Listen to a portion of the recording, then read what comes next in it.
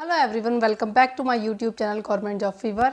तो आज मैं बात करूंगी ऐसे जो प्लेटफॉर्म्स हैं जिससे आप बहुत अच्छी अर्निंग कर सकते हैं एज अ टीचर ज्वाइन करके।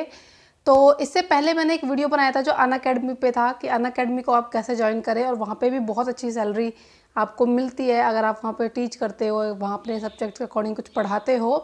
तो मैंने पूरी डिटेल्स दे दी थी उस वीडियो में। अगर आपने नहीं देखा है तो मैं आई बटन पर लगा दूंगी, आप ज़रूर वो वीडियो देखना।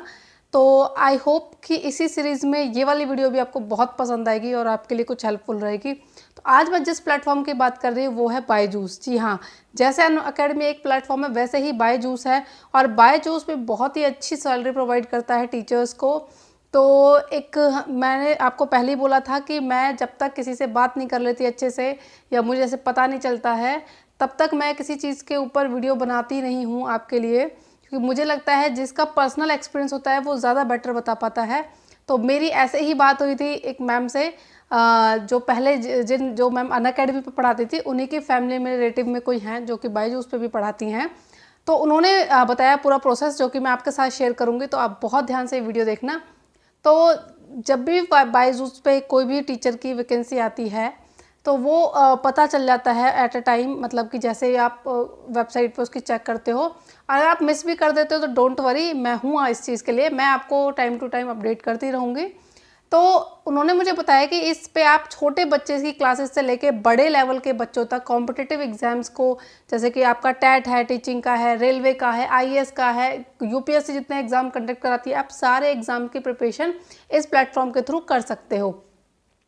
तो उन्होंने मुझे एक और चीज़ बताई कि लेकिन जो कॉम्पिटिटिव एग्ज़ाम को क्लियर करने वाले जो आप बोलते हैं कि हमें कोचिंग जो देते हैं या फिर कोचिंग सेंटर में जो पढ़ाते हैं, तो यहाँ भी सेम कोचिंग दी जाती है। आईआईटी, एनआईटी, आपका सॉरी आईआईटी हो गया, और आपका जैसे गेट का हो गया, नेट का हो गया, टीचिंग का हो गया, जितने भी टैट्स हैं इनके हो गए, ठीक है, और आईएएस का हो गया। इस टाइप के जितने भी कॉम्पिटिटिव एग्ज़ाम हैं उनकी तैयारी कराने के लिए भी आप एज अ टीचर ज्वाइन कर सकते हो।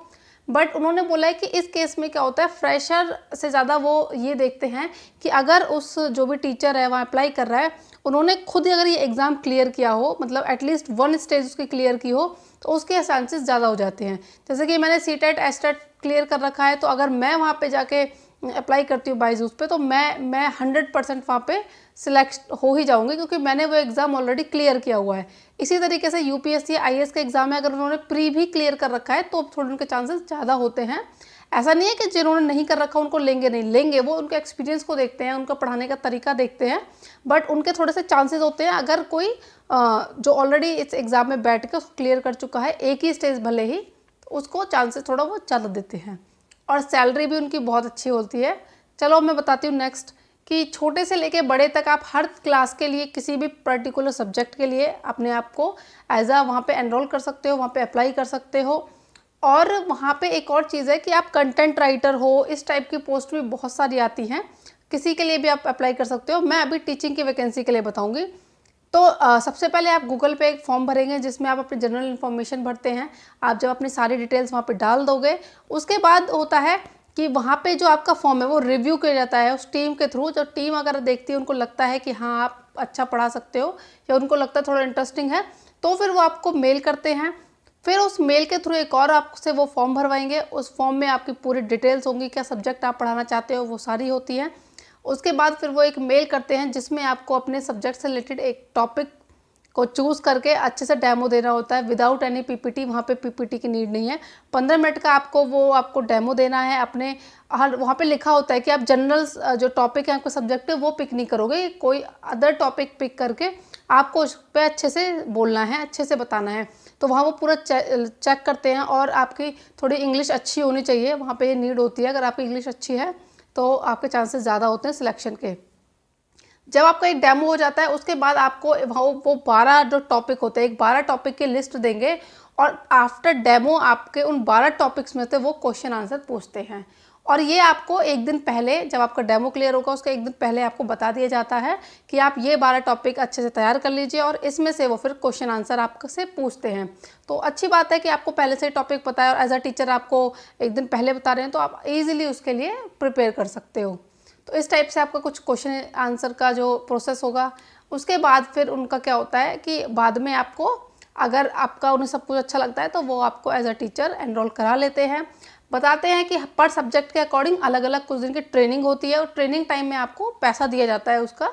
और उसके बाद ये अभी सुना है कि कोरोना टाइम में तो अभी वर्क फ्रॉम होम था, बट अभी सुन रहे हैं कि जब कुछ सब कुछ नॉर्मल हो जाएगा तो इस वहाँ पे बेंगलोर में जाना पड़ेगा आपको। वहाँ पे ऐसा नहीं है वर्क फ्रॉम होम, ये फुल टाइम जॉब होगा और आपको बेंगलोर शिफ्ट होना हो पड़ सकता है जब सब कुछ सही हो जाएगा।